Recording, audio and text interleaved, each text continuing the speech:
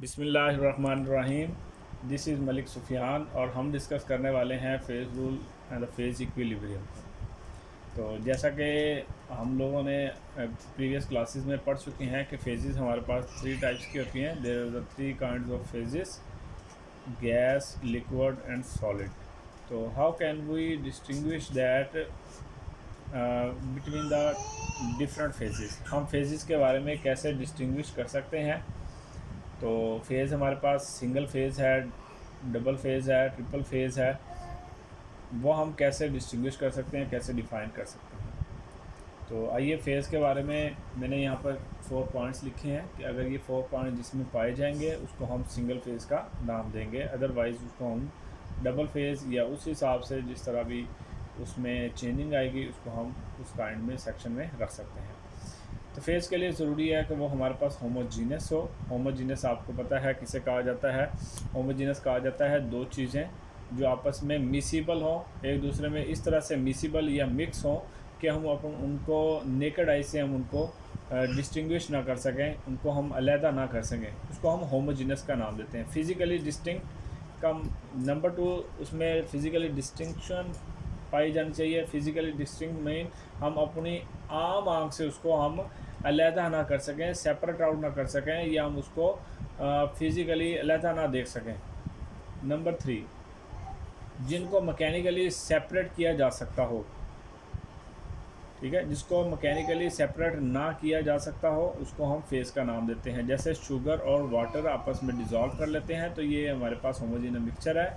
Physically हमें ये एक ही सोल्यूशन नज़र आएगा और मैकेनिकली हम इसको सेपरेट आउट भी नहीं कर सकते, यानी कि हम इसको उठाकर अलहदा नहीं कर सकते। नंबर 4, फेज़ इक्विलिब्रियम हो, फेज़ इक्विलिब्रियम की फॉर्म में मौजूद हो। फेज़ इक्विलिब्रियम के बारे में मैं आपको बता दूं कि हमारे पास एक बहुत अच्छी एग्जांपल है वाटर की।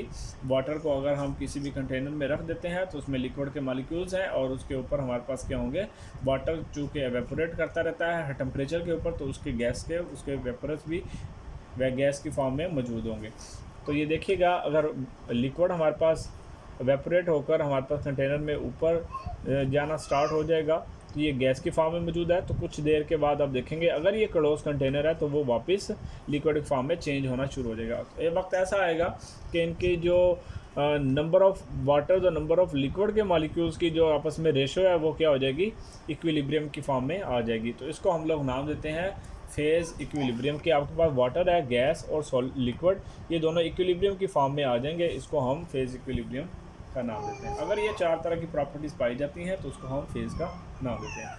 तो हम लोग डिस्कस करने वाले हैं कि हमारे पास 10 किस्म के रूल्स हैं जिसके ऊपर हम फेजेस को डिस्कस कर सकते हैं और हम फेज़ रूल के बारे में आसानी से जान सकते हैं। तो ये 10 कौन से रूल्स हैं जिस पे हम बता सकते हैं कि ये फेजेस हैं?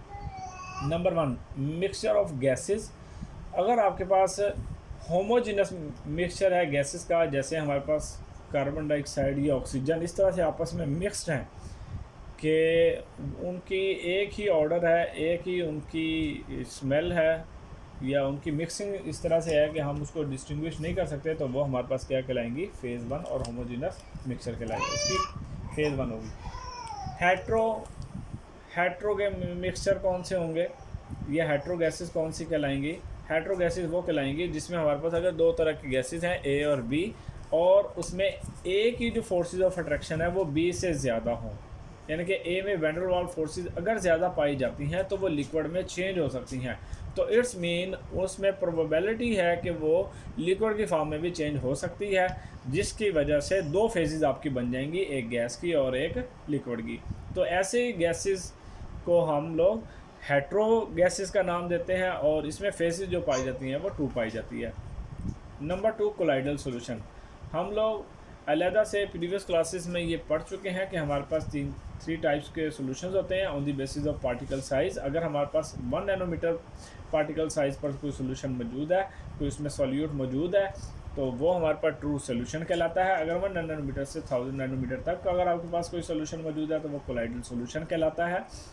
और अगर हमारे पास 1000 से अबव है उसको हम लोग सस्पेंशन सॉल्यूशन का नाम देते हैं। तो कोलाइडल सॉल्यूशन हेट्रो सॉल्यूशन होता है। इसमें हम देखेंगे कि इस कोलाइडल सॉल्यूशन में जितने नंबर ऑफ़ सॉल्यूट्स होंगे, जैसे सिल्वर है, सिल्वर क्लोराइड है या सिल्वर नाइट्रेट है, ये आपके पास कॉपर नाइट्रेट है। जितने तरह के सॉल्यूशन किसी भी कंटेनर में पाए जाएंगे वो हम काउंट कर लेंगे, और प्लस उसमें वाटर मौजूद है यानी कि सॉल्वेंट कोई मौजूद है, उसको भी काउंट करके वो हमारे पास क्या कहलाएगी, फेज़ कहलाएगी। Number 3 true solution. True solution के बारे में बता चुका है, 1 नैनोमीटर जिसका पार्टिकल साइज है वो ट्रू सोल्यूशन कहलाता है, और ये होमोजेनियस मिक्सचर भी होता है, ये डिज़ोल्व होता है, तो ये हमारे पास क्या कहलाता है, इसकी फेज़ 1 कहलाती है, ट्रू सोल्यूशन। नंबर 4 पोलर और नॉन पोलर सॉल्यूशंस। आपने लाइक डिज़ोल्व लाइक वाला आपने रूल पढ़ा होगा कि अगर पोलर में डिज़ोल्व है तो वो हमारे पास क्या कहलाते हैं, पोलर सॉल्यूशन कहलाते हैं। अगर नॉन पोलर में डिज़ोल्व है तो वो नॉन पोलर सॉल्यूशन कहलाते हैं। अगर पोलर और नॉन पोलर आपस में डिज़ोल्व है तो वो आपके पास हेट्रोजीनस सॉल्यूशन कहलाते हैं। और पोलर और नॉन पोलर ये होमोजीनस सॉल्यूशन कहलाते हैं।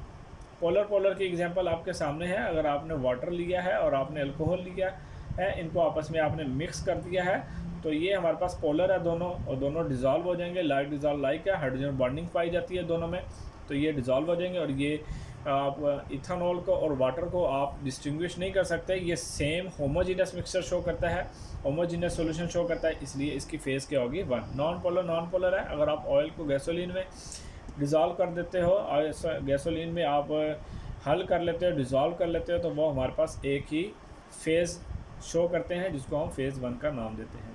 पोलर और नॉन पोलर है, जैसे आपने ऑयल और वाटर आपस में डिज़ोल्व किया है, तो वो हमारे पास क्या होंगे, डिज़ोल्व नहीं होते, एक डिस्टिंग्विश फेस शो करते हैं, हम अपनी आँख से हम उसको देख सकते हैं, इसलिए वो हमारे पास क्या कहलाएंगी, 2 फेजेस कहलाएंगी। नंबर 5 है हमारे पास गैस इन लिक्विड है, ठीक है, जैसे कि आपको समझ आ रही है गैस इन लिक्विड। अगर आपके पास गैसेज हैं वो लिक्विड की फॉर्म में पाई जाती है। इसमें भी हम देखते हैं कि अगर आपके पास गैसेज जो हैं वाटर में डिज़ोल्व नहीं है बल्कि उसके ऊपर पाई जाती हैं, यानी कि उनकी जो सॉल्युबिलिटी है वो वाटर में कम है, तो गैसेस क्या पाई जाएंगी, ऊपर पाई जाएंगी, तो जिसकी वजह से वो 2 तरह की फेसेस शो करेगा। वो गैसेज जो वाटर में डिज़ोल्व है वो वाटर और गैसेस एक ही फेज़ कहलाएगी। जो वाटर में डिज़ोल्व नहीं है, ऊपर उसके फेज़, उसके लिक्विड जो सरफेस है उसके ऊपर पाई जाती हैं, तो वो वाटर और प्लस गैसेस वो हमारे पास क्या कहलाएंगी, 2 फेजेस कहलाएंगी। इसी तरह हम देखते हैं, इसमें हम एग्जांपल देख सकते हैं सल्फर डाइऑक्साइड और वाटर की इसमें एग्जांपल आती है। इसी तरह हमारे पास 2 और एग्जांपल हैं, अमोनियम और हाइड्रोजन क्लोराइड। ये दोनों गैसेज हैं। अगर हम HCl को लेते हैं तो ये वाटर में अगर डिज़ोल्व की जाती हैं तो ये ज़्यादा सॉल्युबिलिटी वाटर में शो करती है, और ये तकरीबन सब के है जी वाटर में डिज़ोल्व हो जाती हैं, वाटर में शामिल हो जाती हैं, तो ये एक ही फेज़ शो करती हैं, अमोनियम और hydrogen chloride, due to the hydrogen bonding की वजह से। तो ये हमारे पास क्या कहलाएगी, फेज़ 1 इनकी मौजूद होगी। Number 6 saturated solution. अगर आप इस तरह के सोल्यूशन बनाते हैं कि आप NaCl है वाटर में डिज़ोल्व करते हैं, और इतना कि डिज़ोल्व करते हैं कि वो वाटर में डिज़ोल्व हो जाते हैं, मुकम्मल डिज़ोल्व हो जाते हैं, जितना हम मैक्सिमम कर सकते हैं, तो वो जो सैचुरेटेड सोल्यूशन कहलाएगा, तो वो हमारे पास कौन सी फेज़ शो करता है, P1, ठीक है, फेज़ 1। अगर हम सैचुरेटेड सोल्यूशन से कम में हम NaCl हम डिज़ोल्व करते हैं तो वो भी फेज़ 1 ही शो करेगा, क्योंकि वो ऑलरेडी अमाउंट उसकी क्या है, कम है, तो इसकी वजह से। अगर सैचुरेटेड सोल्यूशन से ज़्यादा आप उसमें NaCl ऐड करते हो, तो उसमें जो सैचुरेटेड सोल्यूशन से ज़्यादा आपने NaCl ऐड कर दिया है, तो वो आपके पास नीचे बेस में बैठना शुरू कर देगा, वो सॉलिड की फॉर्म में मौजूद होगा, और जो सॉलिड होगा वो नीचे बैठ जाएगा, वो अलग फेज शो करेगा, और NaCl का सोल्यूशन सैचुरेटेड सोल्यूशन को अलग करेगा, यहाँ पर फेजेस 2 बन जाएगी। नंबर 7 मिक्सचर ऑफ सॉलिड्स हैं। मिक्सचर ऑफ सॉलिड में ये है कि आप सोडियम क्लोराइड, आप NaCl, आप नमक ले लेते हैं, आप चीनी ले लेते हैं, आप गंदम ले लेते हैं, आप कोई भी और चीज़ ले लेते हैं, उसमें आपस में एक दूसरे में सब में शामिल करके उनको मिक्स कर लेते हैं। लेकिन हम फिज़िकली हम उसको डिस्टिंग्विश कर सकते हैं, हम उसको बता सकते हैं कि ये इसमें चीज़ें मौजूद हैं, तो ये भी हमारे पास क्या कहलाती हैं, हेट्रोजीनस सॉल्यूशन कहलाती है। इसमें नंबर ऑफ़ सॉलिड्स काउंट कर लेंगे कि कितनी इस कंटेनर में ये वाली चीज़ें मौजूद हैं, तो वो उतनी उसकी फेजेस बन जाएगी। Number 8 alloys. एलॉयज़ के बारे में जैसे पता है कि जिंक और कॉपर को आपस में मिलाएं तो हमारे पास ब्रास बनता है। ये हमारे पास होमोजीनियस मिक्सचर है क्योंकि ब्रास एक स्पेशल एक प्रॉपर्टी शो करता है। अगर हम दो मेटल्स को आपस में इस तरह से ग्राइंड करके आपस में मिक्स करें कि उनकी फिज़िकली हम उसको डिस्टिंग्विश ना कर सकें, तो वो एलॉय हमारे पास क्या कहलाती है, होमोजीनियस मिक्सचर कहलाता है, और उसकी फेज़ क्या होती है, 1। नंबर 9, कैल्शियम कार्बोनेट है और हमारे पास अमोनियम क्लोराइड की एक एग्जांपल है कि अगर हम हमारे पास इस तरह के सॉलिड हों जो आपस में इक्विलिब्रियम की फॉर्म में पाए जाएं, केमिकल इक्विलिब्रियम शो करें, जैसा कि हमारे पास कैल्शियम कार्बोनेट कैल्शियम ऑक्साइड एक सॉलिड में चेंज होता है और कार्बन डाइऑक्साइड गैस में। यहाँ पर हमारे पास दो तरह की सॉलिड फेज़ हैं और एक हमारे पास क्या है जी, गैस की है। तो हम तीनों को सेपरेट आउट कर सकते हैं, तीनों को हम फिजिकली डिस्टिंग्विश कर सकते हैं। तो ये हमारे पास फेजेस 3 कहलाएगी। अमोनियम क्लोराइड में देखें आप, अमोनियम क्लोराइड में दो तरह की गैसेस बनती हैं, NH3 और HCl और NH4Cl। यहाँ पर देखें दो गैसेस हैं, और गैसेस के बारे में कहा कि अगर दो गैसेस आपस में मिक्सचर्स हों तो मिक्सचर ऑफ गैसेस एक फेज़ कहलाती है और सॉलिड एक फेज़ होगी। तो हमारे पास यहाँ पर कितनी फेजेस हो जाएंगी, 2 फेजेस हो जाएंगी। ठीक है, हाइड्रेट सोल्यूशन है, आपके पास एक कंटेनर है, उसमें आपने कॉपर सल्फेट के 3 तरह के कंपाउंड आपने शामिल किए हैं। एक में वाटर के 5 मॉलिक्यूल्स हैं, एक में 3 हैं और एक में हमारे पास 1 है।